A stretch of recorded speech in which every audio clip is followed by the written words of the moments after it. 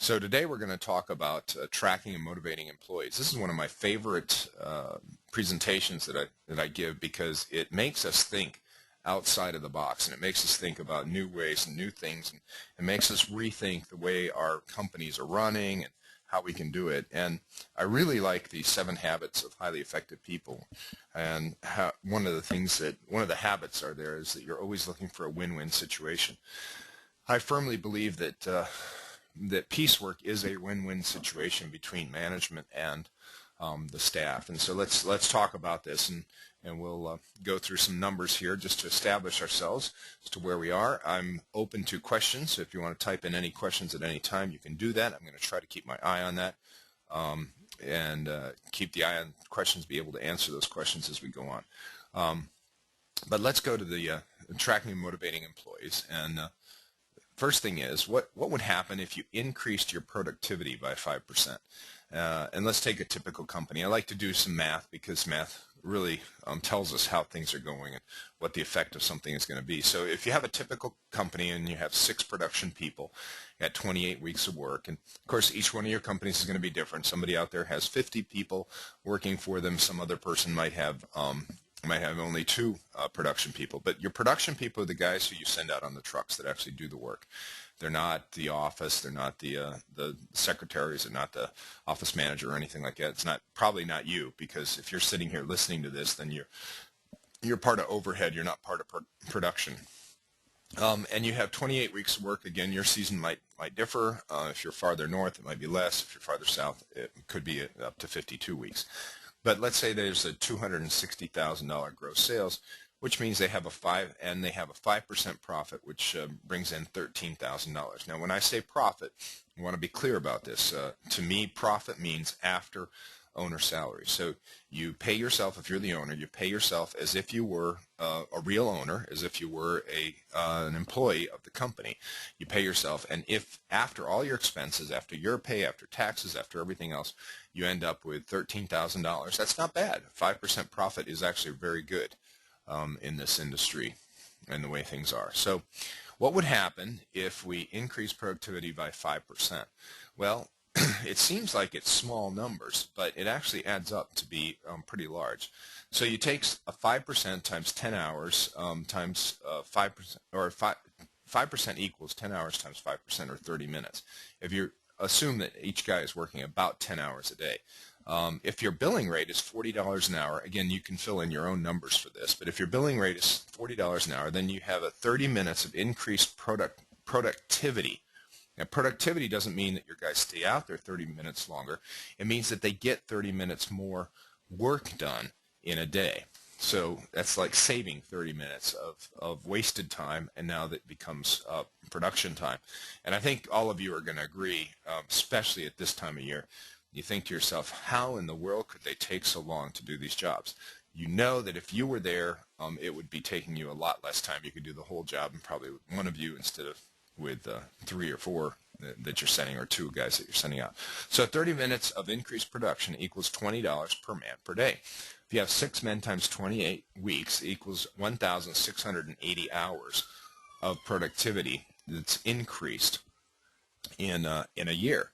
5%, an increase of that is 84 hours. At $40 an hour, you have an increase of $3,360 in profit, because remember, you build 1,680, but your increase is only 5% of that would be 84 hours at $40 an hour. That brings you in profit. So you just increased your profit by $3,360.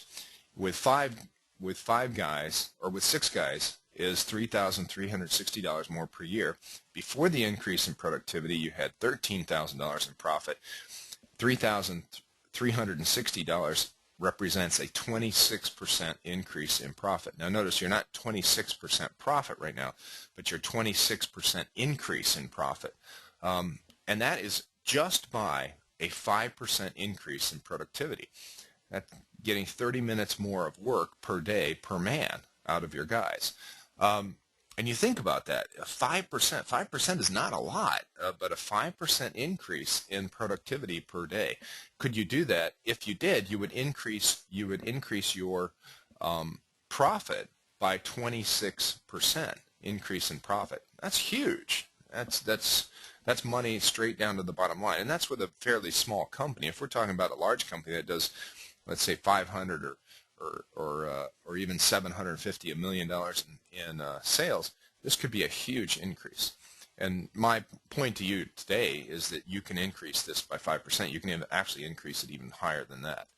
But so let's move on. So how do you get your 30 minutes per day?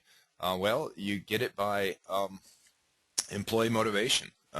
Employee motivation will give you your $30 per day because you'll make more money if you motivate your employees. What's the difference between a motivated employee and one that's not motivated?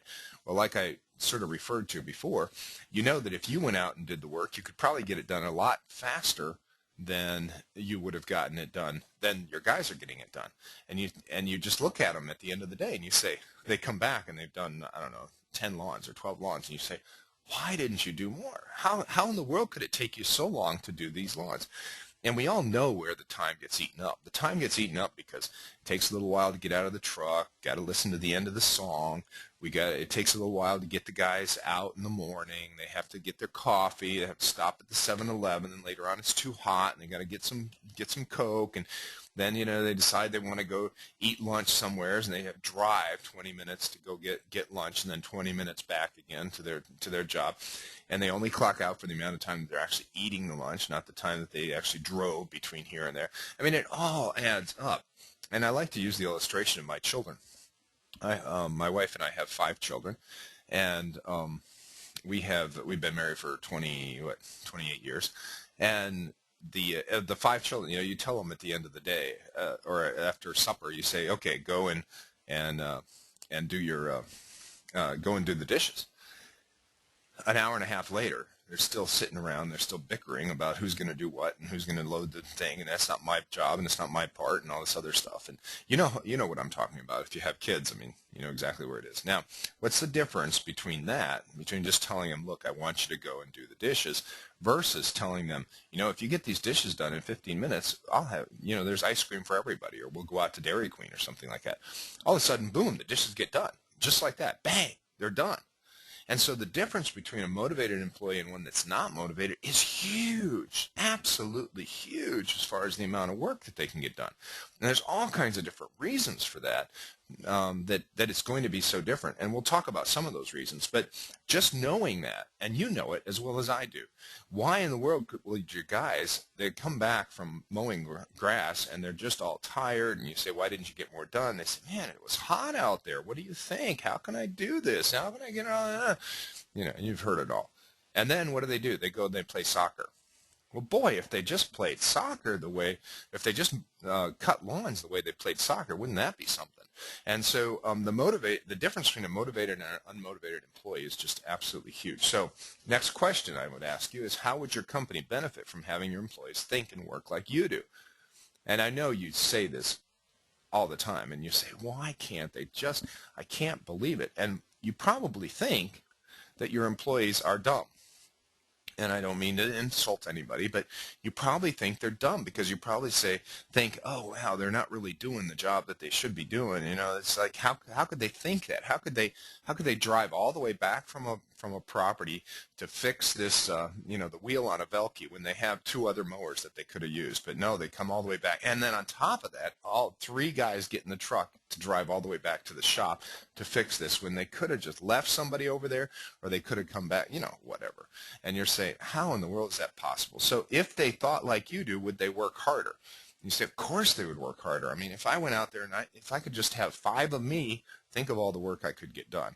And would they take better care of the equipment? Oh, man, how many times have you seen them where they just beat up the equipment, and you're thinking, why did you do that? What in the world is going on? And we used to, when we were paid by the hour, we used to have all these cages around our motors, and we had all this, protective equipment that we would add. We would weld this stuff, angle iron and stuff all over the mowers to try to keep them better, and try to make it so that the guys had to take care of it. It's an uphill battle. You're constantly fighting it. And would they make better decisions? That decision about coming back because you have a flat tire on a Velke, you say, where is that? Why didn't you leave 2 guys out there doing work? Well, you came back. And if they thought like you did, then it would get better. But you can't be all over the place, especially if you're trying to create a system whereby your company will run without you. We talk about that in the beach management presentation that I do.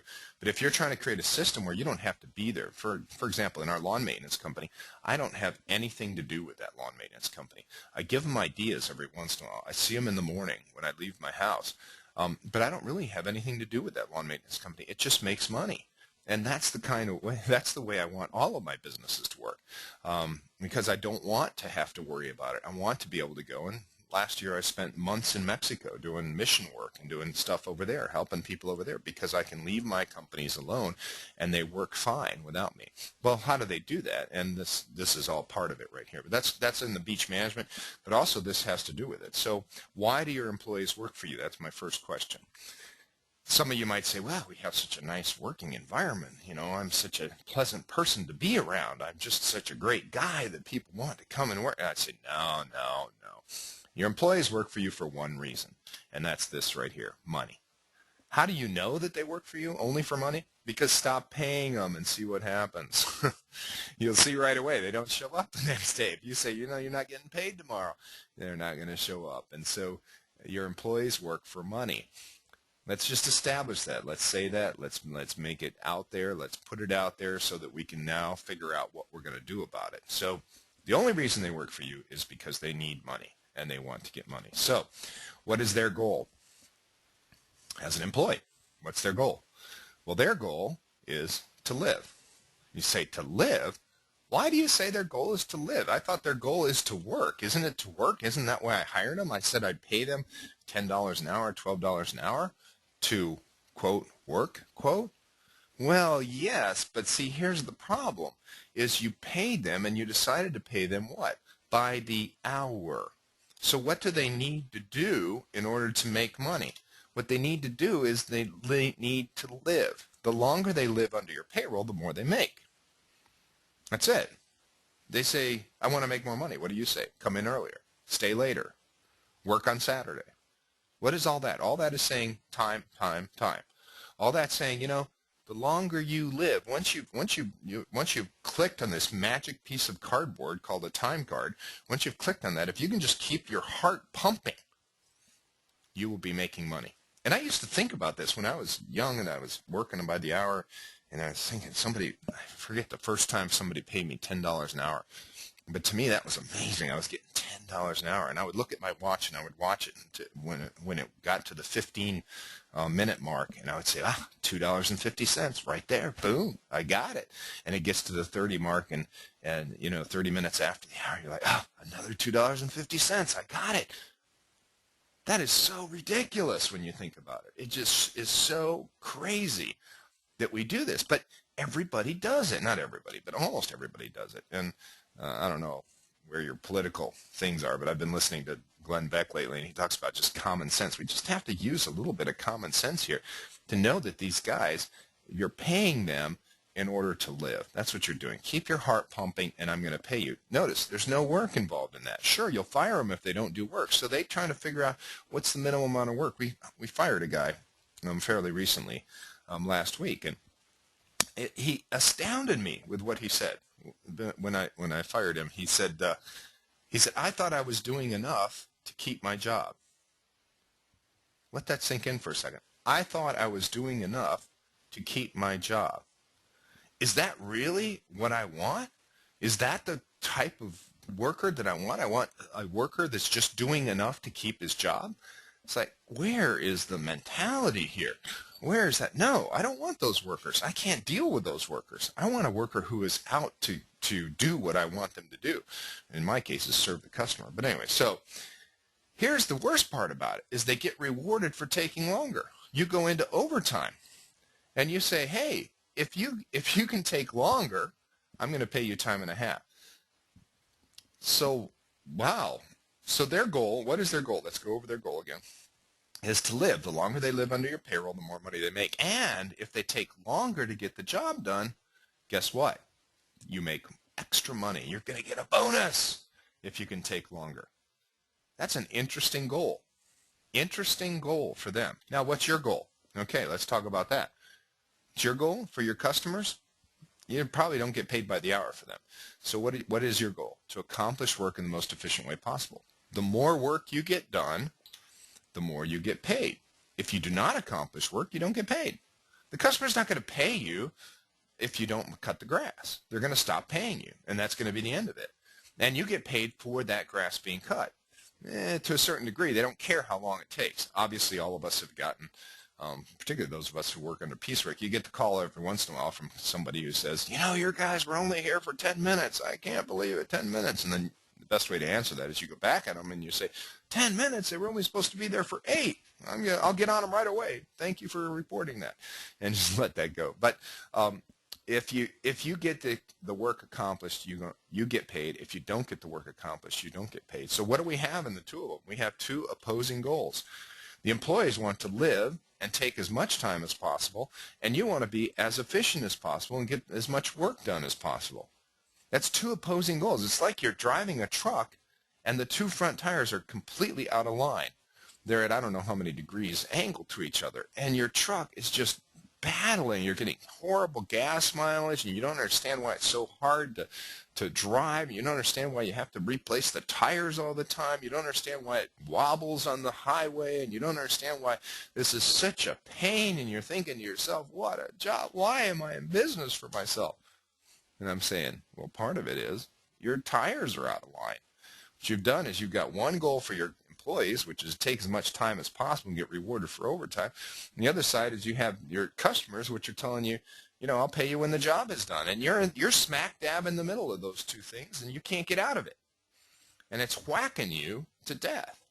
And so you got to get out of that, and you got to figure out what to do. Okay, so what do we have to do here? Well, we have to align it back. We have to line it back up, align the two tires, the two goals. Align their goals with yours. Well, how do you do that? You make it worth their while to produce. And you're not going to be able to change the customer. You could. If you could change the customer to where the customer paid you by the hour, then wonderful. Then you don't have to worry about it. And sometimes that happens with certain jobs, and sometimes it can happen with piecework or with leaf removal and things like that. But most of the time, that's not going to happen. So you're not going to be able to change the customer. So who do you have to change? Well, there's only one person you can change in the equation, then, is your employee. So you have to make it worth their while to produce. And how do you do that is you make sure that they make money when and only when you make money. You see how that is going to align your two goals. So you're both going to be in this together, and you're going to say, okay, let's make money. When I make money, you make money. Isn't that great? Let's be together in this. Let's help the customer, and let's make some money at the same time. Remember, that's why they come to work for you. So how do you pay your employees? Well, there's two extremes on how to pay. I think there's two extremes. I'm sure there are others. There's all kinds of variations of this. There's so many different ways to pay an employee. But here's one extreme, is piecework only, and that means you only pay for work done, and that's most of what we're talking about today. And then the other one is straight time with overtime. And that means you're paid by the hour, and then you pay time and a half afterwards. Most people go with that one, number two, because that is the normal way out there for people to pay. And so you don't think about it anymore. You start your company, and somebody, you hire your brother-in-law, or you hire your friend or your cousin or something like that. First thing you say is, how much am I going to get paid? By the hour. And they think right away, oh, I'm being paid by the hour. And I think that's where you started your mistakes. And now you've got a large company, and now, how do you change it? So let's talk about piecework. How to piecework, you only pay for work done. If the work gets done, they get paid for it. Wait a second. You're telling me that you only pay for work done? That's it? In other words, who pays for loading the truck? Well, are you getting paid to load the truck? No. Therefore, you don't pay to load the truck. We don't. We don't pay anybody to load the truck. Well, who pays for sharpening the blades? Well, question is, do you get paid for sharpening the blades? No, you don't. Who are you billing to sharpen the blades? Nobody. So therefore, they don't get paid to sharpen the blades either. What if there's a breakdown? Who gets paid for the time to take the thing? Well, do you get paid for taking a thing back to the shop? No. Well, then you know what? They don't get paid for doing it either. You see, it's really easy, but it gets really hard when you start making all these exceptions and you start saying, well, what about the exceptions, and how do you do it, and how am I going to handle this, and how am I going to handle that, and the next thing, and that's not that ends up being this big complicated mess. So you only pay for work that's done. Sorry, I was looking at somebody. Anthony had said he lost sound, but I think you're back on, Anthony. So each job is rated in credits or man hours. So every job that I do for my customers, I have rated as being worth so many credits. We call them man hours. Some other people call them credits, and that works also. But you can have a 1-hour job, and that's basically, it's one guy can do it in 60 minutes if he works hard. And then we pay for that, and we say you get paid so much per credit on this stuff. And so every job is rated in credits or man hours. And then what happens is each employee receives pay for the work accomplished. So at the end of the day, when he comes in with his route sheet and he has so many man hours accomplished, then that's what he gets paid. He gets paid his man hours, the ones that he's credited for, where if there's 2 guys, they split it in half, times the rate that I'm willing to pay him. And that's where some employees will have a higher rate than others, and that's what we have here. Each employee can have a different rate of pay. You pay the foreman 10 or 12, whatever it is, and the helper is 6, 7, 8, 9, whatever it is that you want there. So if they come back, let's say 2 guys go out there and they come back and they've got 20 hours accomplished, or 20 man hours, 20 credits, however you want to refer to it. Some people get mixed up with hours because they think in time. It's not time. It's not time at all. It has to do with jobs being done. So if they come back and they have 20 hours done, 20 credits done, then each of them get 10, and I will pay 10 hours times $10 an hour to the foreman. He gets $100 for that day. And then the helper, I will pay $7 times 10 hours, or $70 a day. And that way I can distinguish between the people that are more skilled and the people that are less skilled. So that's the way that happens. Now Shane has a question here. He says, what about a salary per day? Well, a salary per day is better. And that's why I said there are tons and tons of different variations on this. But if you pay a salary per day, you say, I'm just going to pay you so much per day. Again, you're tied back into time, aren't you? Because it's a day. Basically from 12 midnight to 12 midnight, you get paid X number of dollars. The guy can't make any more money. He's not going to make any less, but he can't make any more. So therefore, you've just yanked it out of him as being able to really affect his own pay and able to really move it forward. So anyway, I'm somewhat opposed to that, and you'll see why as we move on.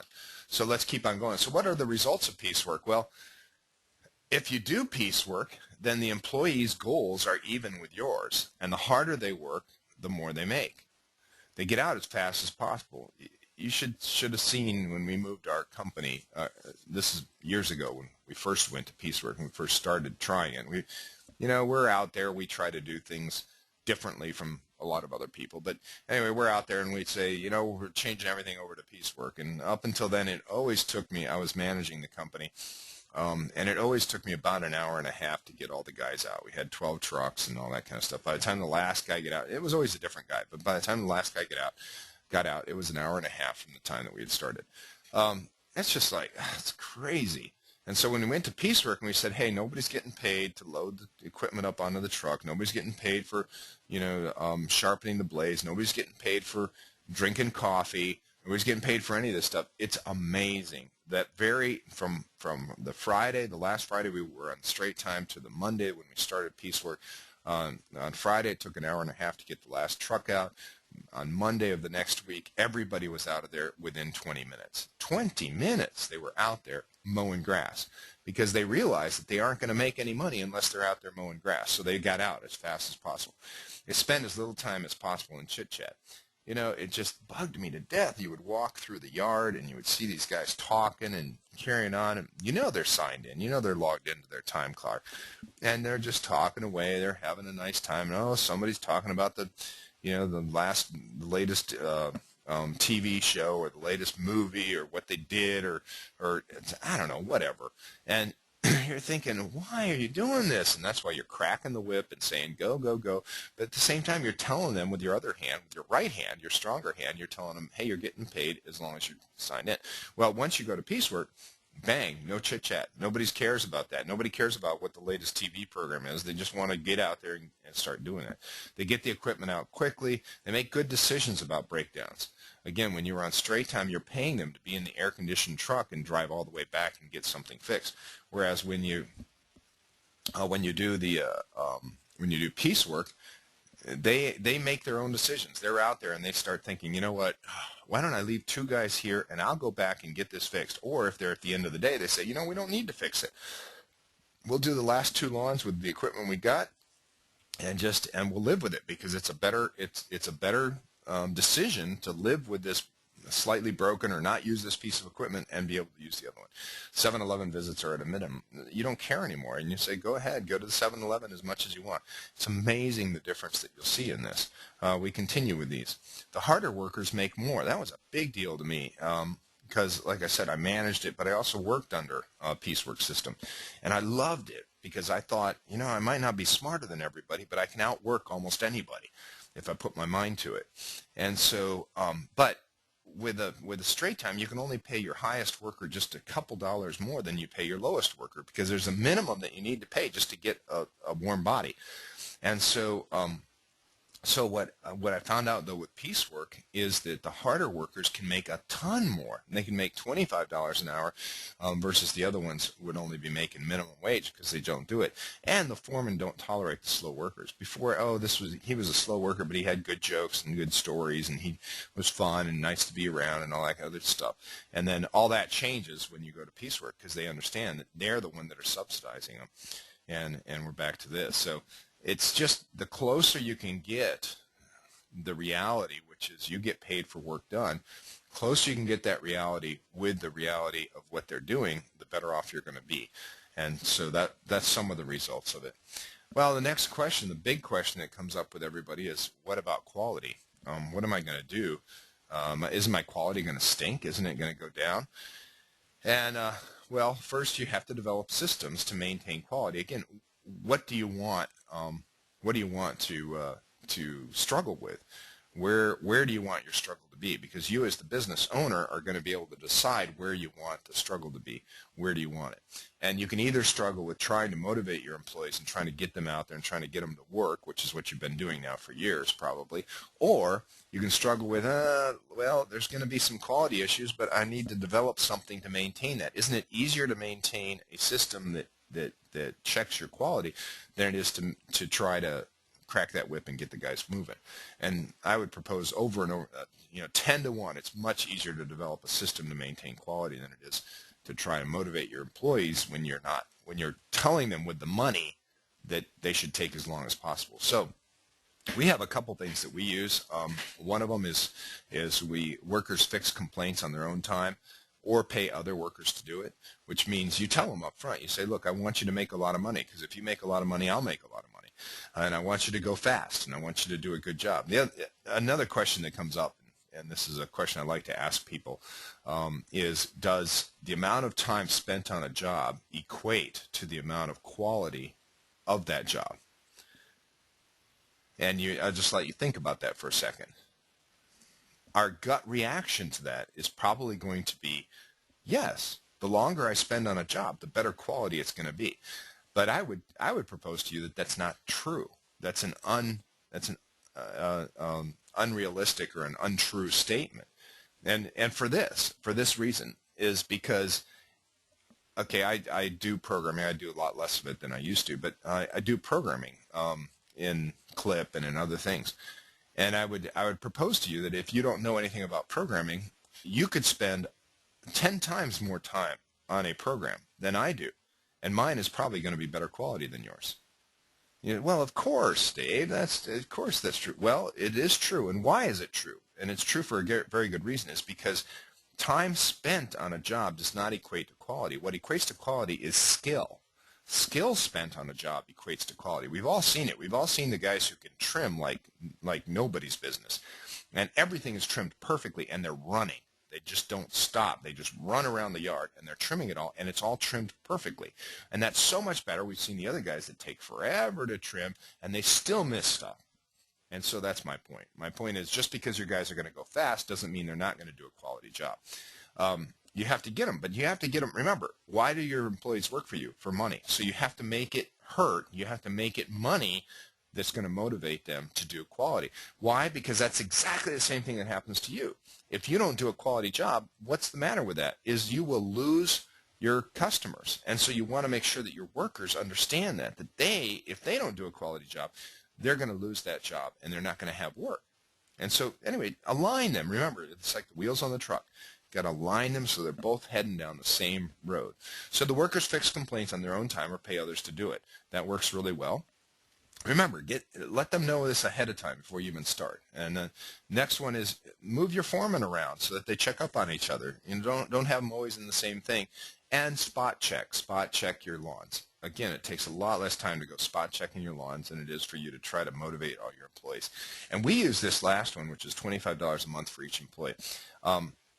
You are 10 times more motivated to not lose than you are to gain. And what I mean by that is if somebody sends you something, and we get these in the mail all the time, particularly insurance. How many of us buy insurance? Everybody does. Why? Because you're afraid that you're going to lose. You don't like to lose. When those of us who had any kind of money in the stock market, and when the stock market lost, did it change your life? No, not really. Was it painful to see your 401ks or your retirement accounts or whatever be worth a certain tens of thousands or hundreds of thousands of dollars and all of a sudden be worth half that? Yeah, that was really painful.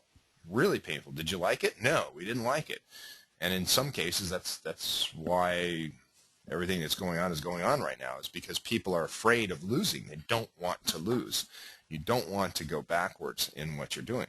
And so using that, again, using that study in human psychology, if you will, using that study in human psychology, we came up with this method where we put $5 bills in one of those plastic envelope things, and we put them up on the wall. But before we do that, we actually take the $5 bills and we hand them to the workers.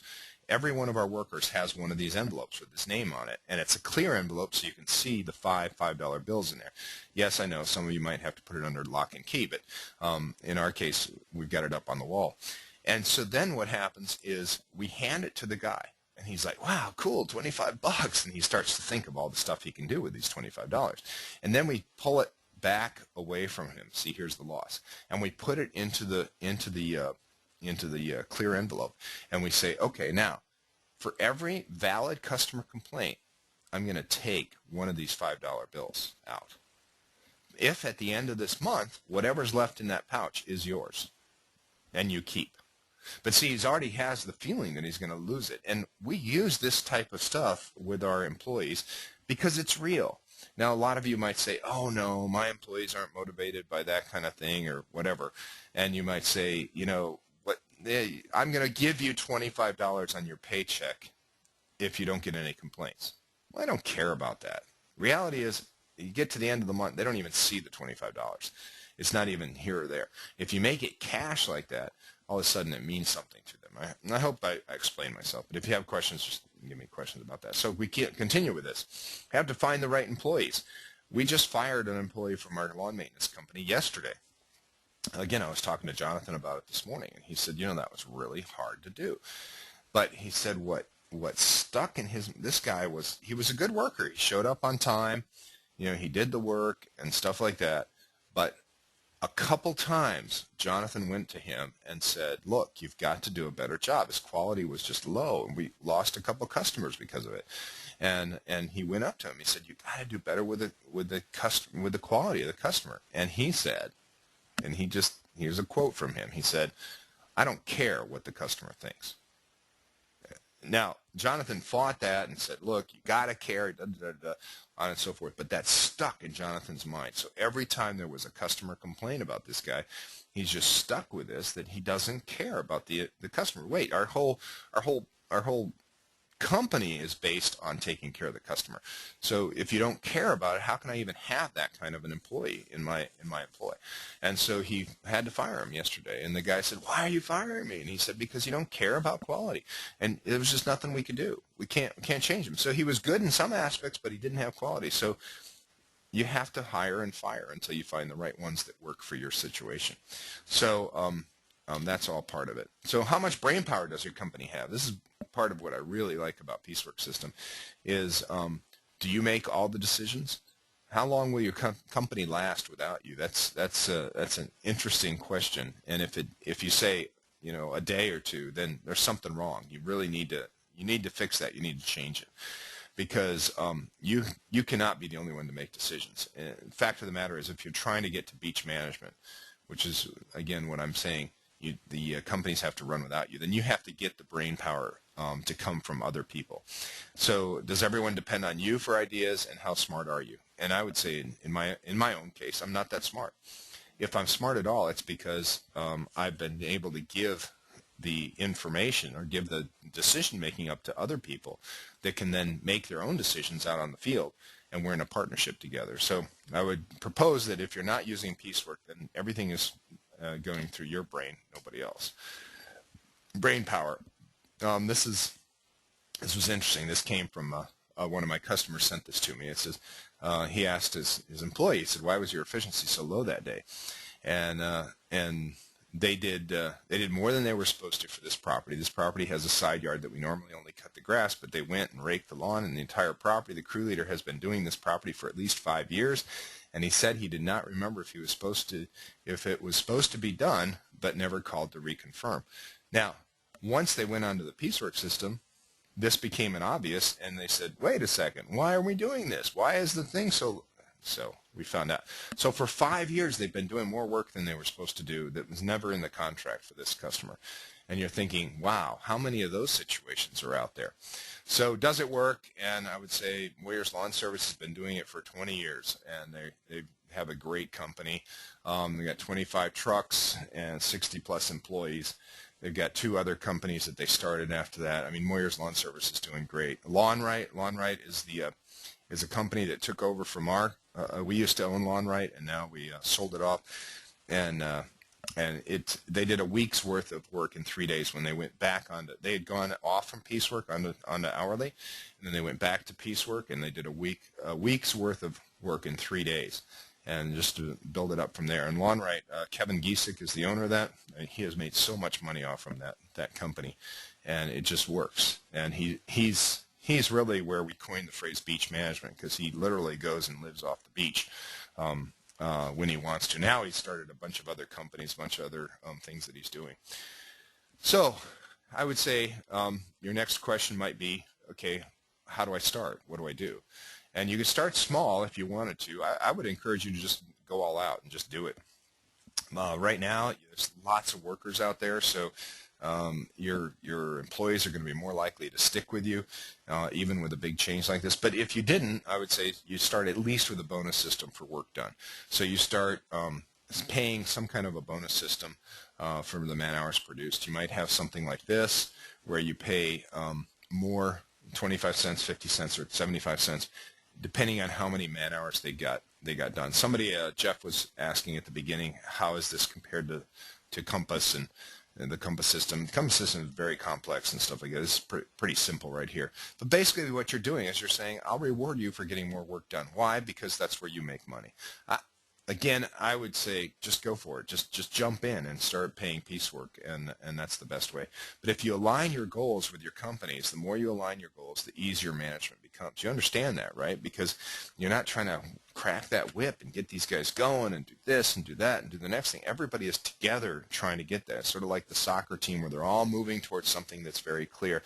And now instead of the coach actually being telling them, trying to move them and change them and trying to get them, the coach is there to help them instead of doing that. And they all get to share in the glory. If you make money, so do they. And the more money you make, the more money they make. Get your employees to be your partners and make more money.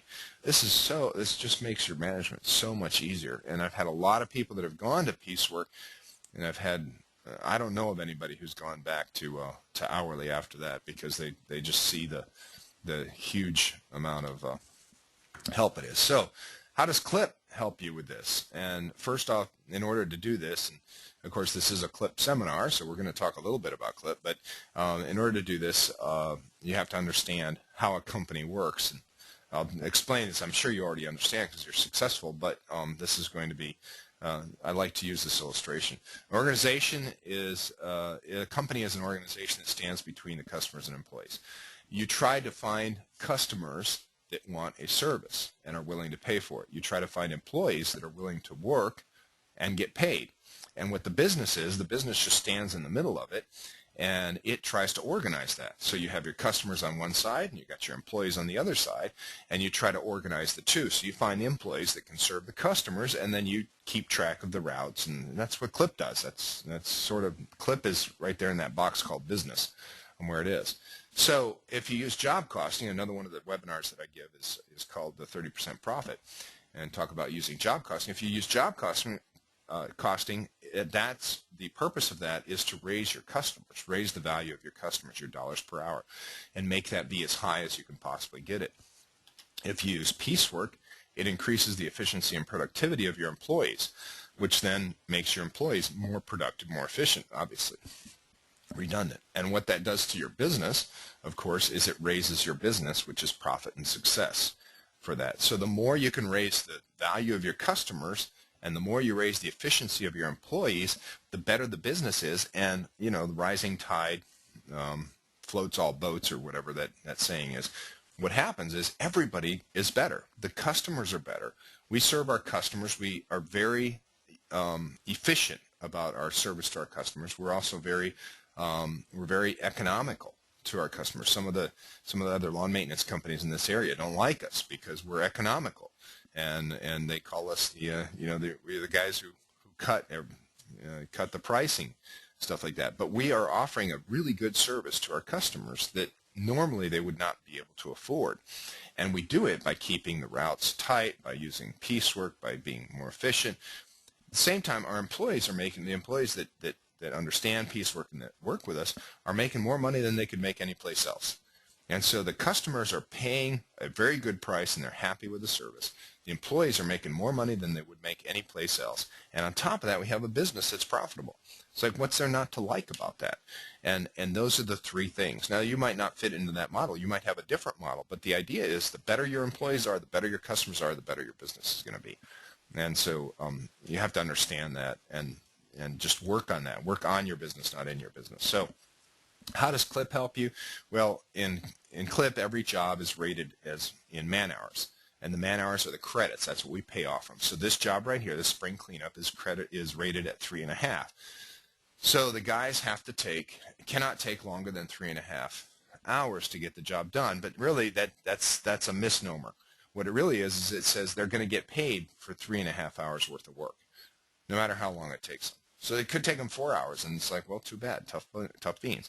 It could take them less than 3.5 hours, and now they're making more money. So, but every job is rated in that, in hours. And then if we look at this, we have our employees are set into CLIP, and if you set up employees, you enter the employee in there, then the employee will then be pulled down onto your record work. So as you record work, you're recording times for your employees. If you're using Clip2Go, which is the clip on your phone, if you're using Clip2Go to record this work, it goes in automatically. So you have your start and stop times in there, and your guys have a time clock that they time in, time out to give you an efficiency rating on what it is. At the end of the recording session, you enter the times for the employees. You put in their break time and what's going on. And again, there's a lot of enhancement in Clip2Go. We went over that last week and how to do this and how to keep track of this. So you don't have to do any of it. It can all be done out on the field. And then after that, you can go into your reports, and you go into the employee report, efficiency report, report dollars and hours, and this gives you this report right here that you're now able to see. And what this will tell you is a lot of information. It'll tell you your gross sales. So we're looking at this report, and we're saying, okay, how much did we make in this day? And then we have our two jobs for a total of 9.5 hours. Okay, that's fine. And the total number of hours it took to do, which is 6.85. So they actually did 9.5 hours, 9.5 credits, let's say, in 6.85 hours, total hours, which is really great. And that our gross dollars charged to the customer was $140 and $240, which is $380. And then we have our budget, which is 9.5 hours. Because he was alone, so he gets budgeted that based on the other 9.5 that's above. But he did it in 6.85 hours, but we clocked in for 9 hours, so what was he doing for 2 hours? And we asked him that question, say, well, what were you doing for those hours that aren't accounted for? If you take in the hours that are not accounted for, you got 76.11%. So he wasn't doing that much better. But the amount of time that he actually spent on the property was 6.85 for 9.5 hours worth of credits, which puts him at 138% profit, which is good. Well, even with the missing hour, where we're missing that, we're still making $42.22 per man per hour. But my goal is only 40, so that means I'm still fine. I'm still okay, even though I don't know what he did for an hour. He might have been in McDonald's for all I know. But it doesn't matter, really, because my revenue per actual hour is $55.47. Excuse me a second.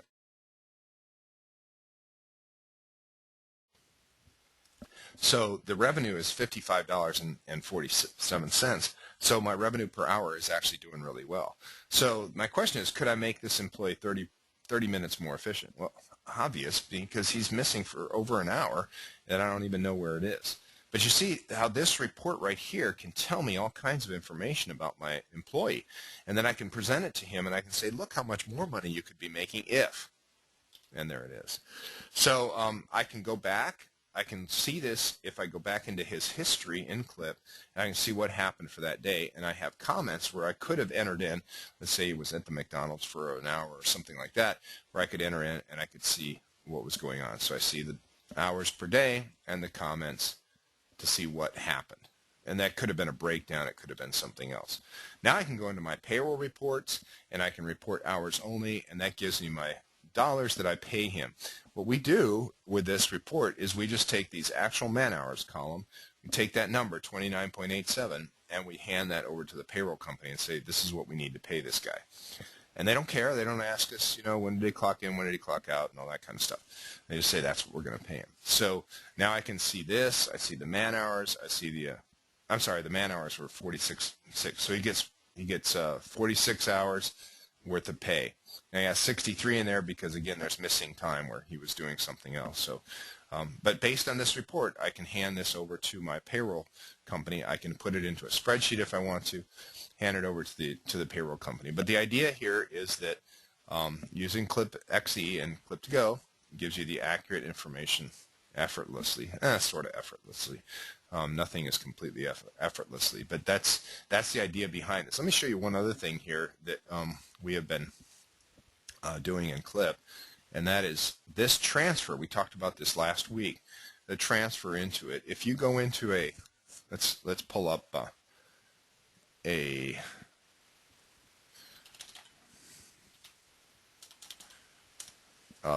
let's see, Glenn. Thought I had Jonathan Coleman in here, but anyway, if we pull up one of our employees, let me start at the beginning here. Okay, and Glenn Zier, here he is. If we pull up one of our employees in here, we can go into here, this employee data, and if you're using QuickBooks to do your payroll, then what you do is you get this point and you assign it to an employee. So you can say this is Jonathan Coleman. I know it's Glenn Zier, but I would set it up over here on this other side. But this is what I'm trying to show you right here, is you have a little option right here that says hours or piecework. If you click on that to being piecework, and this isn't all set up, so it's not going to work, but if you click on that to being piecework, then what Clip will do is when it transfers the information, which is right here, transfer the information to QuickBooks, it's going to transfer the man hours, not transfer the clock time into QuickBooks. And so that is that right there. We've set Clip up to handle piecework if that's what you're doing. If you're using piecework, it sends the information automatically over, and you can even divide that out into details so that your guy actually sees how much hours, how many credits he got on every one of his properties that he wants, and all that goes into the time cards over in QuickBooks. So that's one of the things we've done there to help you to help you be able to transfer that information over there. Let me see. Let me go back to some of our questions that we have here. Before I even get to the questions, I know a question is going to come up, and they're going to say, what about legality? Is this legal? Can you really pay your guys like this? Every state is different. and I am not a lawyer, I'm not an accountant, I'm not giving you legal advice by any means. You have to check with your local state. That having been said, most states allow you to pay piecework, and they do it in the automotive industry all the time. Most states allow you to pay it without any problems at all. A number of our customers have gotten audited by the Labor Department, and it's been fine. But there are different states, so you need to check with your own state. You can usually just look it right up in on the internet and find out whether they allow you to do it or not. If they don't, then the thing that you really have to be subject to is minimum wage. And so your state might have a different minimum wage than the federal one, but you have to be subject to the minimum wage. So make sure that your guys make at least the minimum wage. And you can structure your pay system so that you say, okay, I will pay you by the hour because the government forces me to do it. So I'll pay you by the hour, minimum wage, but I'm also going to pay you a $2, a $3, whatever, times bonus based on credits produced. So you understand where the guy might be out there for 10 hours of clock time. So you have to pay him whatever, $7.25. So that's $72.50. But if you paid him a bonus of $2 per credit, if he actually got 10 hours accomplished, that would be another $20. So he gets the $750 plus 20, or $75 plus 20, he gets $95. Structure it like that so that you have to keep his eye on the goal of making money when you make money. That's so paramount importance. So that's the legal aspect. Again, you have to check yourself, check your own, and check with your own attorney, etc., and make sure that you're good. But it can be done. There are all kinds of creative ways of doing it. The main thing is align your goals. So let me go back to some of these questions. How do you suggest that we deal with travel time between customers? Well, I love simple principles, Tim. And the simple principle is if you don't get paid, they don't get paid. So travel time between customers. Is anybody paying you for that? No. You can't send an invoice and say this is your travel time. Obviously, it's included in the price to the customer, but then you say that same thing to your guys. It's included in the price, so there's where it is. That's your travel time. If they don't pay you, you don't get paid. So there it is. Okay, so Kathy is saying about the legal, is there any aspect of this you need to be cautious of from a legal standpoint? I thought that piecework had some pretty narrow guidelines that had to be followed. Would you need to consult about someone about that? Again, yeah, I don't want to tell you something and have you go over there and then have problems or something like that. Perry says in California, overtime is over 8 hours. So if anybody works more than 8 hours in that day, overtime has to enter in. Again, what you do is you pay in that case, if there's no other way around it, you pay your minimum wage plus a bonus, and then at least your overtime is based on that minimum wage. It's not based on the other one. I'm sure we can figure it out. Yep, that's right.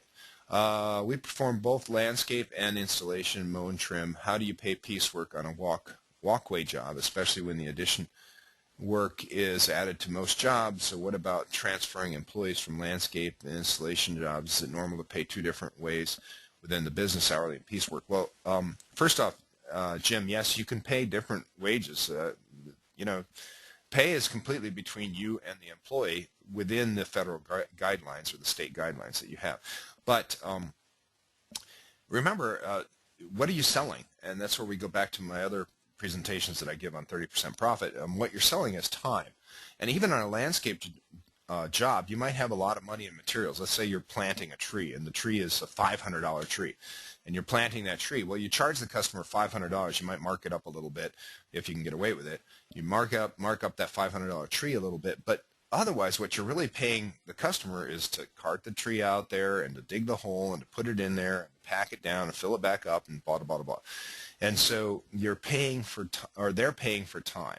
And what you sold them was time, service, and expertise. So in the landscape job, again, they're rated in hours. It's not rated in amount. Now, a lot of people get hung up on this and say, oh, you mean you want to pay the employee 20% of whatever the billing is. No, not at all. I'm going to pay the employee for the number of man hours that I think this job should take. And so if you have materials in there, of course the man hour is going to be low. It might be a $1,000 job and you might only have 2 man hours in there.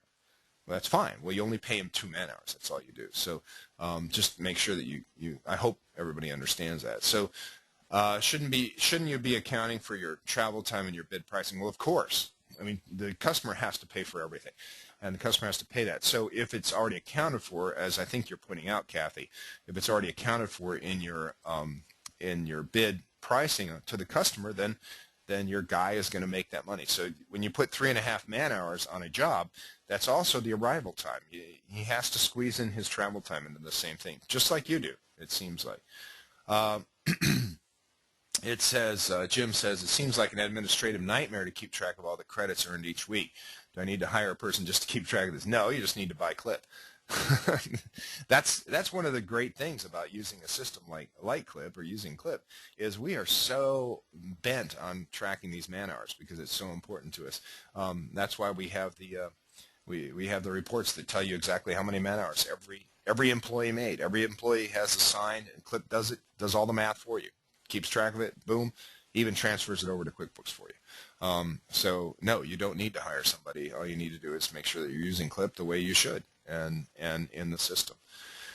Any other questions? That was the last question I had on the list here. Are there any other questions about this? If not, I would like to show you, okay, I have a couple more because I have something else I'd like to show you before we do this. What about tracking hours and projects? Yes, you have to track the hours and projects. We don't track that by employee, so you do have to keep track of that on a separate in a separate area. But just put it into a spreadsheet, and you could figure it out.